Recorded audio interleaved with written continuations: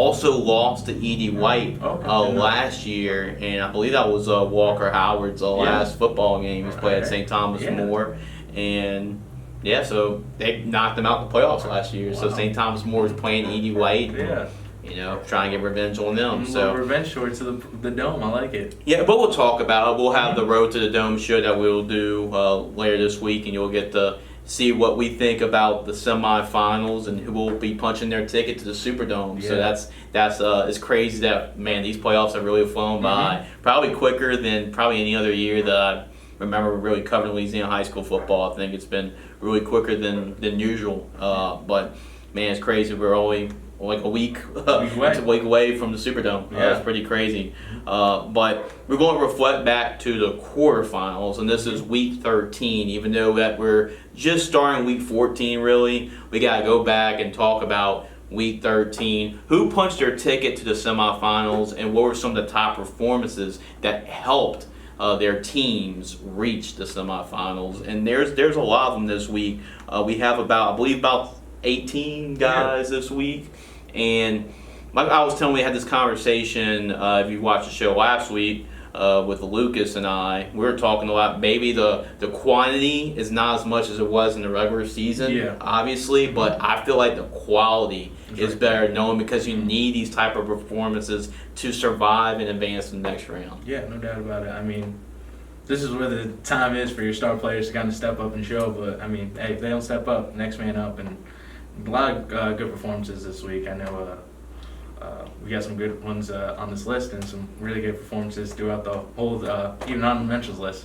Yeah, just to recap what's been like those performances in the playoffs so far, going back, and really we've had some, really positions where it's not surprising. I mean, it's like we've seen a lot more of the quarterbacks and the running backs, and we've seen some defensive guys too. We've had it in the regular season, but we're going back to seeing a lot of the familiar folks that we've seen over the years. And last week it was a quarterback in Lake Lambert who had one of the best rushing performances in school history for C.E. Bird. And then week 11 it was another quarterback. It was Colin Raines. He led an upset over Airline in the first round. So first 2 weeks it's been quarterbacks winning the award. So we'll see if that trend continues in the third week of the playoffs. And we'll go and talk about that, Tyler. With about 18 names, what we decided to do is we'll have about 8 honorable mentions, and we'll have a top 10 list. And Will Lamphere is also back from his Thanksgiving Day festivities as well with his family, and he did a lot of the highlights that you'll see in the top 10. So if you're in the top 10, you'll see highlights that Will edit for us here for the show. And their honorable mention, you can see the photos that my co-host last week, Lucas Berger, did as well. So all 4 of us came out with the selection. So it was a team effort to see who was 1 through 10 and who was the honorable mentions as well. We're going to start with the honorable mentions, and let's start off with Marcus Dawson, who is another phenomenal defensive player for the U-High Cubs. And, talk about one of the most statement wins on that last week. 49-13 over Newman, led by Arch Manning. That was Arch Manning's last football game as a high school football quarterback, and it was U-High's defense that dominated. 49-13. Marcus Dawson was one of the key standouts in that game. Had 6 tackles, a tackle for loss, but it was highlighted by this that you'll see, 101-yard interception return for a touchdown, and have a 101-yard interception return. It's crazy in itself.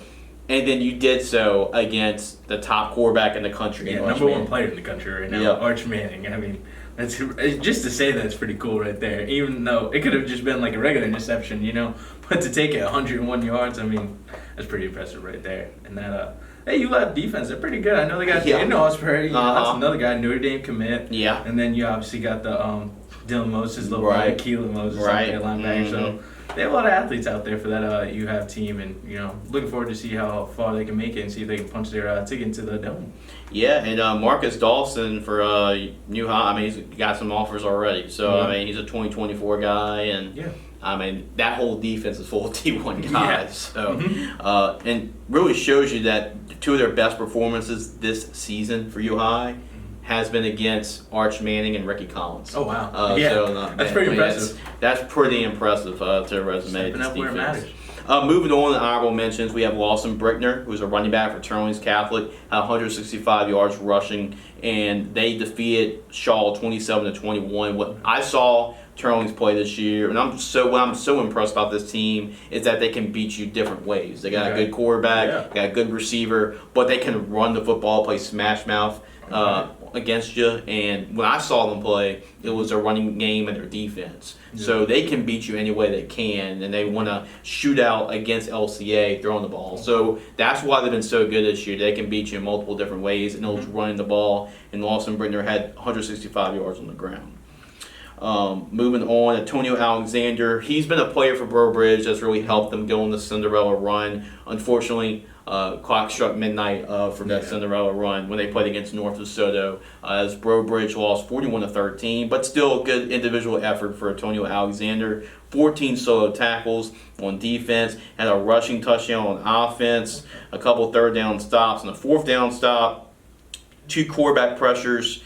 So, I mean, a good game. Yeah, did a little bit of everything on both sides, that running back and linebacker for Breaux Bridge. And then another honorable mention was on the other side of that game, the winning side, and that's North DeSoto. North DeSoto running back John Lewis was really the bell cow, 22 carries for 222 yards. And even though that they're known for throwing the football, John Lewis showed, hey, I can run the football a little bit in this offense. And on defense, it was a pretty big game on this past Friday, Memorial Stadium. Memorial Stadium. Catholic High and Edna Carr, and Catholic was victorious over Edna Carr, like two of the dominant powerhouse football teams in the state, and it was Catholic High's defense that got it done. And the guy that led the way was Harold Lawson, their standout linebacker, who's been a stud for the Bears this year. Had 12 tackles, 10 solo tackles, and what I think makes that performance so special is because it came against a high efficient, high explosive offense and the car. They only gave up 24 points, which is their lowest output of the season. Oh, wow. And they were 0 for 5 on fourth down. So, like, that team to 24 points is saying a lot. Like, in the car, head coach Bryce Brown would say, I always love this quote. He said, my quarterbacks, I go touchdown, then first down, then check down. That's what my quarterbacks. I like that. So touchdown, if that's not there, go for the first down. That ain't there, go for the check down. Okay. Touchdown, first down, check down. That's what he always says about his progression. So I like that. That's different. Yeah. So, but Harold Lawson made sure that the quarterback was going to make sure to go to his check down in the game. And then we have Jackson Bradley was another honorable mention. Oak Grove's really talented quarterback that's worked a lot with Marcus, and he's another talented quarterback in the future. So not just because Arch and Holstein and Collins are all leaving, but you still have talented guys like Jackson Bradley too. He was our player of the week one time this year. Yeah, it was. So earlier in the season, they defeated Kentwood. Talk about teams that made the Dome a lot. Oak Grove and Kentwood made the Dome a lot for the smaller schools. Yeah. And Oak Grove got a very impressive victory on the road against Kentwood. And Jackson Bradley had 32 carries, 194 yards. We know him for what he can do with his arm, but it was really his legs that got it done. 32 carries, 194 yards, and a touchdown. And completed 6 passes in the game too. Charlie Payton is a guy you saw in the game against Madison Prep St. Thomas More. Everybody knows about what St. Thomas More does in the passing game, but Charlie Payton was the running back and scored 4 touchdowns on the ground in that game. Yeah, he had an impressive game. I mean, didn't have any yards. I think he had like 100-something yards. 101. 101, there you go. And I mean, he was just really just punching it in. I mean, goal line situations, and he had a great run. I think from about the 30-yard line. Cut back here, cut there, and punched it in. I mean, great performance. I know they have another running back who I believe his name is Hutch Swilly. Sorry if I mispronounced his name, but they got good. I know like you said, they're good. They're known for that passing game, but they got 2 good running backs over there. That can really ground and pound that ball. So looking forward to seeing how they can finish out the season. Yeah, it shows that they're a balanced offense. When they run the football, they can get it done. And we go into the top 10. And then Tyler, you can count us down when we talk about the top 10 performances off the quarterfinal round. Yeah. Starting at number 10, we have from ULab School of Baton Rouge, Seth Gale, wide receiver. Seth Gale was the second guy from U High that we were talking about in that 49-13 win over Newman. He had 3 catches, 91 yards, and a touchdown. But I think I put him at number 10 alone just for his punt return that he displayed. Incredible punt return. And I know Jim Dare was on the call for VSN, and great call. He said, "Seth Gale, you're ridiculous." And that was pretty ridiculous punt return. I mean, that was like a man amongst boys. On that, I mean, I just don't see how physics and gravity work. Like how he stayed on his feet and scored that touchdown. It looked like he was going down real sick. Put a hand on the ground. He was right back up. I was like, whoa, okay, keep going, Phil. There you go. Yeah, but Andy Martin said he's been a key player for them this year. We talk about all the D1 guys, but he's really been the glue for them offensively in the receiving game when they do need to throw the football. And he had 2 touchdowns, one on special teams and one through the air. So a big game for Seth Gale. A lot of highlights, and that was displayed with that punt return for a touchdown. Yep. We go to number 9. Yep, at number 9 from E.D. White in Thibodeau, we have Jeffrey Dietrich, running back. Yeah, we've heard his name a couple of times for E.D. White. He's been like the main running back for the Cardinals. There's going to be a great, interesting conflict of styles when they play St. Thomas More because E.D. White likes to ground and pound, control the clock, and St. Thomas More they like to throw it and score a lot of points. So it's going to see what style play comes into factor in that game more. But I mean, it was a workman-like night for Jeffrey Dietrich.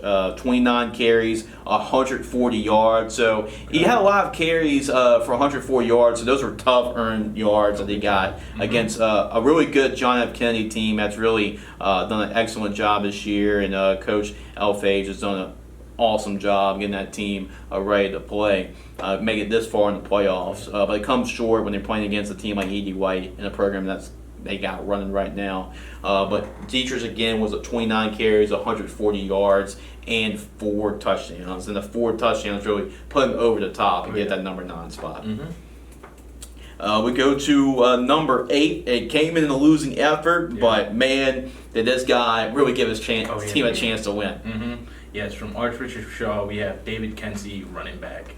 Well, that's a good way to end your high school career with that performance. For David Kensey.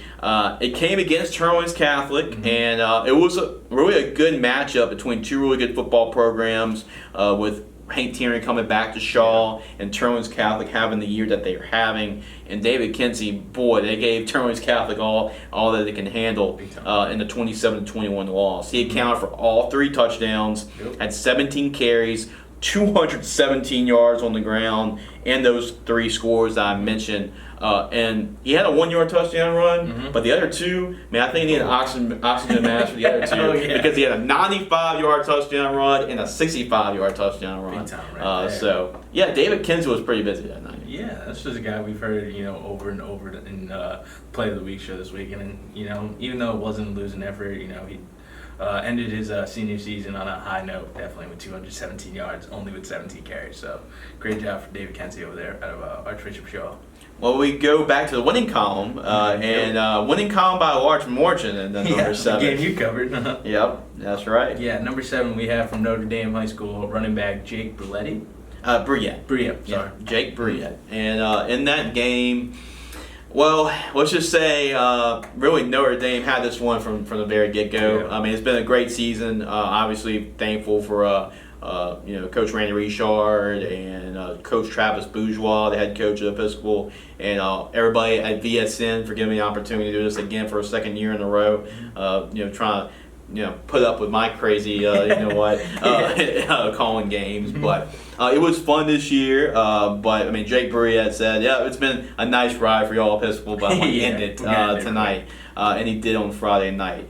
He had 216 yards rushing and 3 touchdowns. Oh, wow. And in that 3 touchdown night, it didn't come off a lot of carries. I mean, he probably had about 13 or 14 carries in the football game. But impressive. I mean, they gave him the ball, and every time he got the ball, it was a good chance you're going to get at least a first down every time he touched the football. And it was just too much for a Pittsburgh to stop when you're trying to contain a running back that's had a really good senior season like Jake Bruyette has had. And once again, Louis Cook and the Notre Dame Pioneers are once again in the semifinals. I'm going to talk about Mount Rushmore of high school football coaches in Louisiana. Louis Cook is definitely one of them. And Notre Dame is they got big matchup against St. Charles Catholic in the semifinals, but that should be a good game, and a running back like Jay Bree is going to give him a shot. So, but it was a good game to call, and it was a really good performance. I had to put Jay Bree in there for what he did against the Pittsburgh and seeing that game up live and in person and calling that game. We'll go to 6, and at number 6 and number 5 are actually two players that you saw on Friday night. At number 6, we have quarterback from Madison Prep Academy, Tyler Johnson. Yeah, the quarterback from Madison Prep, who has really done an excellent job this year. And you've covered him all year long, especially when you're trying to replace a program great like Zeon Chris. And he's really done a good job this year. Big time. And in that game, I mean, he threw for 335 yards, completed 20 passes, threw for 2 touchdowns, ran for over 100 yards, and another touchdown. Did throw the 2 picks, but hey, I mean, when you're playing a game like St. Thomas More, you're going to have to take some risks knowing that it could be a track meet. And I mean, that St. Thomas More defensive line was just pressuring all night.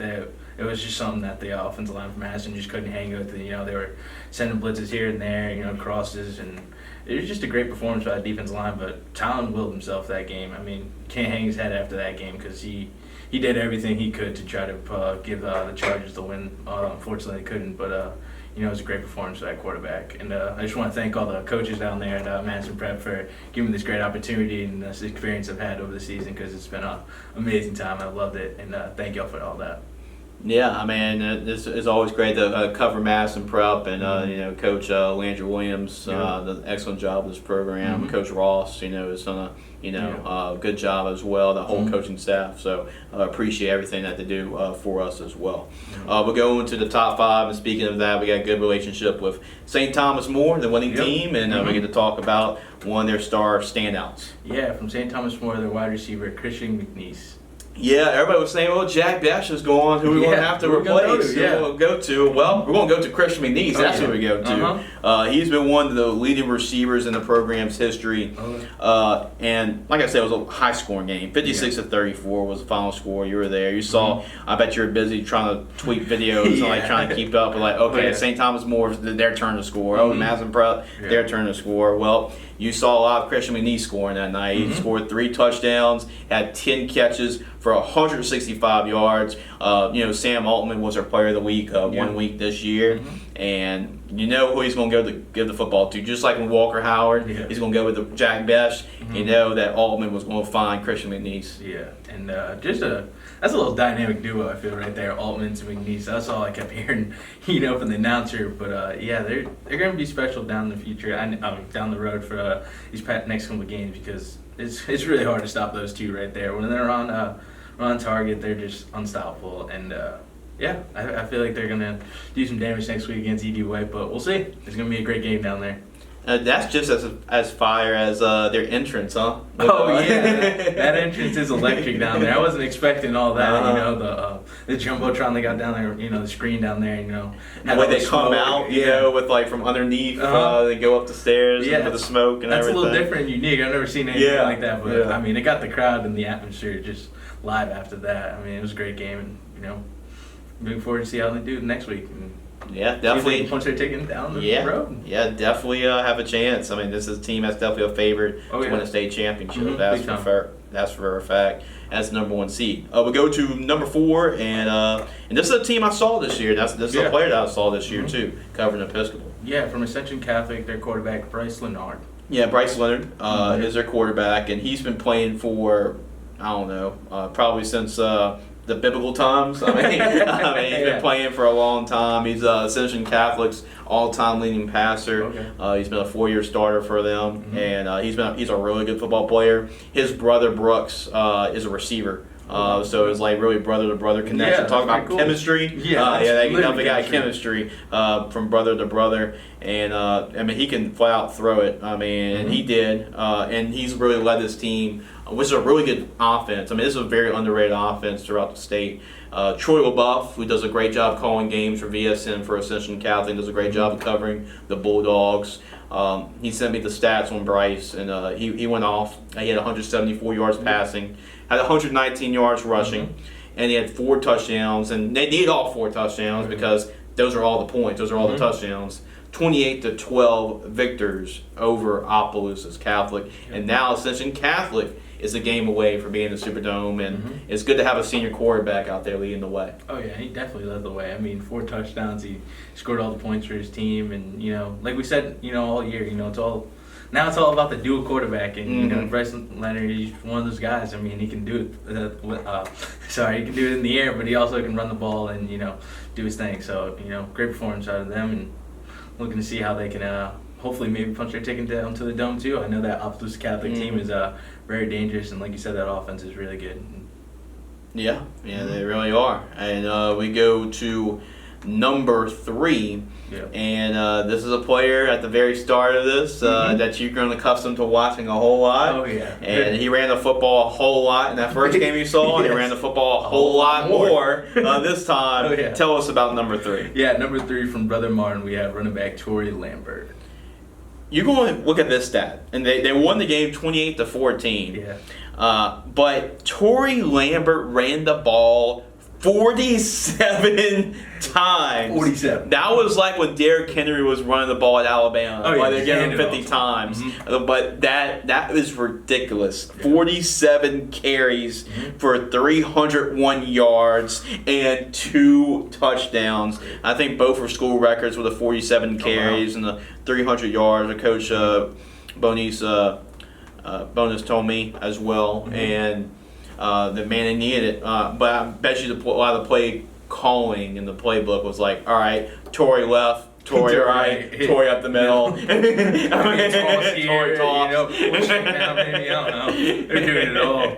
Yeah, but he really did. And he's had like a really incredible playoff run. I think he's already, if you look at the first 3 games, he's about 1,000 yards. I think so. Yeah, just a 3-game stretch that he had. He is around that. Because I know I went to cover the Woodlawn Brother Martin game first round, and he had a great game there. I think he had like 290, almost 300 yards in that game. In this game, I mean, that's pretty impressive over a 3-game stretch right there to have almost about 1,000 yards on the ground, and he did what he needed to do, and almost 50 carries on the game. Like you said, it was just like, Tory, we're gonna go this way. Tory, we're gonna go right. We're just gonna give you the ball and just ground and pound it. I love it.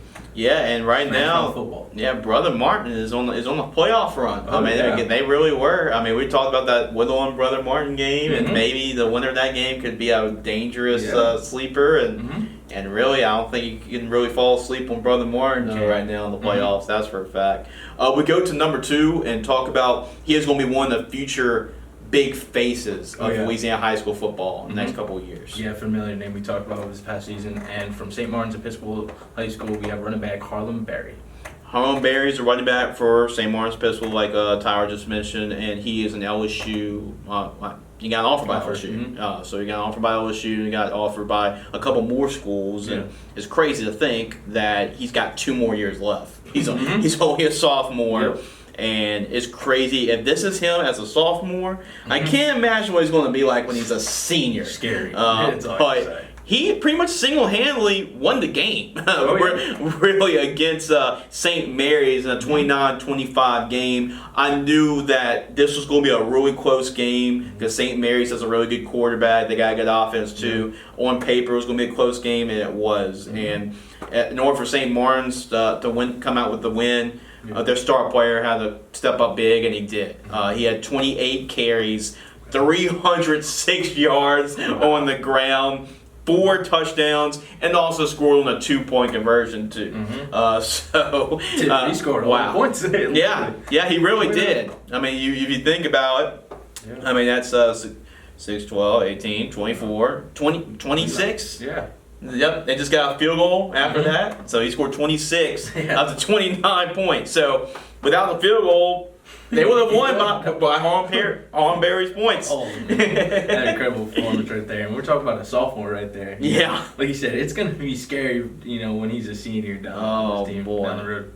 I can't imagine. Oh, yeah. But we go from a sophomore to a senior, and it was just meant to be. I mean, when you have consistently been on this list week in, week out, eventually you will have to break through for that number one spot, and he finally did, and we have to give him number one. Yep. Who is it, Tyler? From De La Salle High School, we have running back P.J. Martin. We have to. I mean, we have to. I mean, y'all may look at us and tell us they lost the game. They lost the LCA, and in fact, by a wide margin. It was 70-49 when you look at the final score. So, Jace and Tyler, they may be asking us, why are y'all putting a player number one that lost in the playoffs?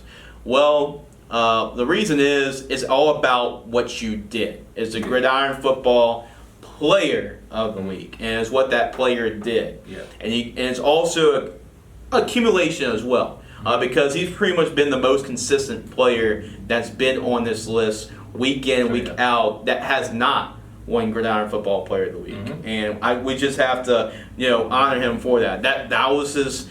This is his senior year, so he has no more games after this as far as high school goes.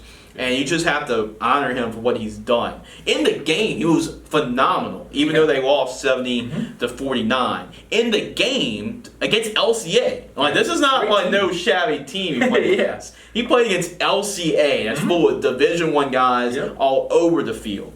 And he had 29 carries, 205 yards, 4 touchdowns, 6 catches for 93 yards, and a touchdown. He had a 5-touchdown night in that game against one of the best teams you want to play against. You could possibly play against.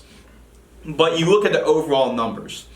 He had 2,248 yards rushing, 33 touchdowns, had 35 total touchdowns. And then you look at his career, 56 career rushing touchdowns, 58 total.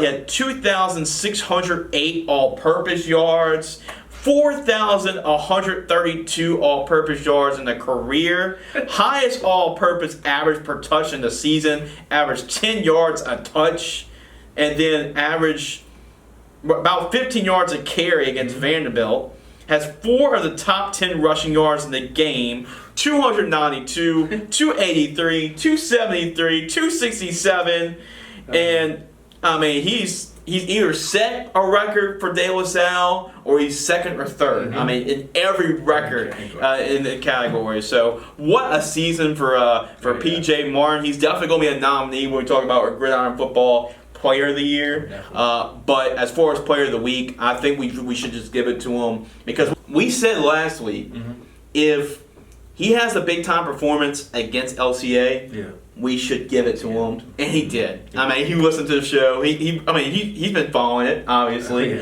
So, PJ, I'm a man of my word, and you had a big time performance against LCA, and appreciate Coach Graham Jarrett for continuing to persist and say, hey.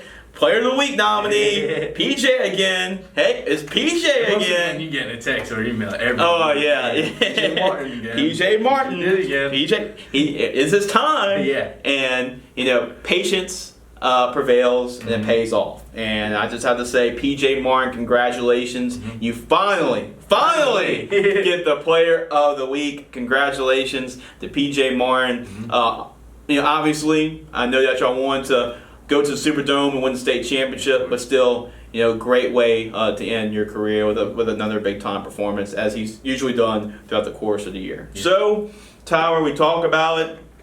What do you think about this list? The last 2 weeks we had quarterbacks. We go back to the running game, which has been really kind of like the theme of the year, dominant of the year. what do you think about this list for the quarterfinals version? Well, I'm glad P.J. Martin finally got it. I mean, I've been saying this for a while. There was a couple weeks where, I thought he'd be number one spot. I wasn't there, fortunately. But consistently, he's been a dominant player all year. I mean, I think 2 or 3 times on this, Player of the Week list, we've had him at the number 2 spot. I mean, he was literally, like, right there, There was a performance that just, outshot him or, was a little over the top. But, yeah, just a great list we have so far. I mean, I know we have some quarterbacks in there, like you said, Tyler and I think Bryce Leonard. And, but like you said, it was the week of the running back. And, you have guys like a sophomore Hollenberry, Terry, and Lambert. They did what they needed to do, When it comes around these playoffs, you look for the guy. And all these guys were there, and they showed up on the big stage, Yeah, and I just look at it again. I think a lot of it had to do with it with Harlem and Torrey. They got another shot too. Yeah, and PJ doesn't. So I think that played in a role as well. But man, I mean, like I said, the last couple weeks was quarterbacks, but I mean, really, this league was more of about the running backs. Yeah. I mean, we look at the top 10, but. We go into the semifinals. I mean, this is like we're 1 game away from the dome. 1 game away from the dome, and we got some big matchups. We're going to talk all about it when we talk about on the road to the dome, and you'll get to check that show. Myself, Marcus, and Andy will be breaking down those semifinal matchups. We'll talk a little bit about some of the quarterfinal games that transpired as well, give our initial thoughts and reactions, and we'll just continue to talk about the road to the dome. Appreciate everybody that watched the show, and please continue to support it and share it out with your friends, family, teammates, whoever. Just share it out, and we appreciate that. Appreciate you taking time to watch it, and this show as well. I think we had a lot of views last week on Facebook and YouTube, so we appreciate all the support and appreciate all the coaches as well for submitting your player for Player of the Week, and we couldn't do it without y'all as well. And appreciate all the players too. I mean, it's that time of year where you have to step it up, and all these players have stepped it up. And if you're the Player of the Week in the playoffs, you definitely deserve it, because those type of performances really help you when it comes to make the difference when winning a playoff game or ending your season. So yeah, that's something about the playoffs. I mean, it's win or go home. It's just it's different, especially when you're a senior, and you just never know when it could be your last game, So that's the special thing about the playoffs. So you just got to go out there every week and try to give 110%. Not even 100. Just a little bit more, because it could be your last game. In a high school uniform, and for some of those guys, it could be their last time playing high school football. Football in general. So yeah, that's what makes high school football so special, and we're definitely looking forward to what the next 2 weeks holds for us. And next 2 weeks, your final chance to get that Player of the Week add that to your trophy case. So Tyler's been a great show as always. Good to have you back, co-hosting me. I know Lucas did a great job for us as well. Appreciate Lucas and Will for editing all the videos and photos too. We cannot do without Will and Lucas as well. Hopefully y'all enjoyed the show. Thank y'all for watching this Gridiron Football Player of the Week, Week 13 edition. And we'll come back for Gridiron Football Player of the Week, Week 14 edition, which is the semifinals. Coaches, make sure you keep an eye out for your text and email. If you're still in the playoffs this weekend as well, due date to send in your Player of the Week would be on this Sunday at 6 o'clock. Thank y'all guys for watching. Hopefully y'all enjoyed it. Congratulations to PJ Martin once again on finally getting the Player of the Week for Tyler Barros. I'm Jace and Tyler. We'll see you next week as we talk about who is on top for Gridiron Football Player of the Week.